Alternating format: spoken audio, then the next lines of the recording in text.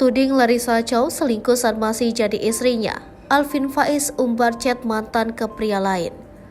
Tuding Larissa Chow selingkuh saat masih jadi istrinya. Alvin Faiz umbar chat mantan ke pria lain. Sudah resmi bercerai, Alvin Faiz kini mengumbar chat mesra mantan istrinya Larissa Chow dengan pria lain ketika ia masih berstatus sebagai istrinya. Diketahui, Alvin Faiz kembali menjadi sorotan publik setelah membongkar bukti dugaan perselingkuhan, yakni pesan singkat mantan istrinya Larissa Chow dengan pria lain. Bukti dugaan perselingkuhan Larissa Chow tersebut tidak dibongkar Alvin Faiz secara publik, namun ia mengunggahnya di postingan fitur close friend di Instagram.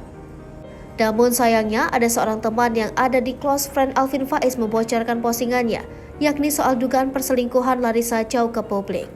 Dari postingannya itu, Alvin Faiz membeberkan bukti tangkap layar pesan singkat yang diduga Larissa Chow yang diinisialkan LC dengan pria lain berinisial KI. Percakapan itu terjadi di tahun 2019 saat Larissa Chow masih menjadi istri sah dari Alvin Faiz. Pesan singkat itu dimulai saat KI menyapa Larissa Chow. Diduga hal tersebut bukanlah percakapan pertama Larissa Chow dan KI. Dalam percakapan itu, KI menyebut Larissa Chow sebagai bidadari Sentul. Dikatakan Alvin Faiz, hal tersebut hanya satu dari beberapa bukti dugaan Larissa Chow berselingkuh dengan pria lain. Ini beda cowok, masih bilang gak ada bukti, tulis Alvin Faiz. Sayangnya postingan itu sudah tak tersedia lagi. Perceraian Alvin Faiz dan Larissa Chow sempat memanas, keduanya saling membeberkan keburukan satu sama lain. Setelah bercerai dari Larissa Chow, nama Alvin Faiz lalu disorot oleh publik dan menuai hujatan.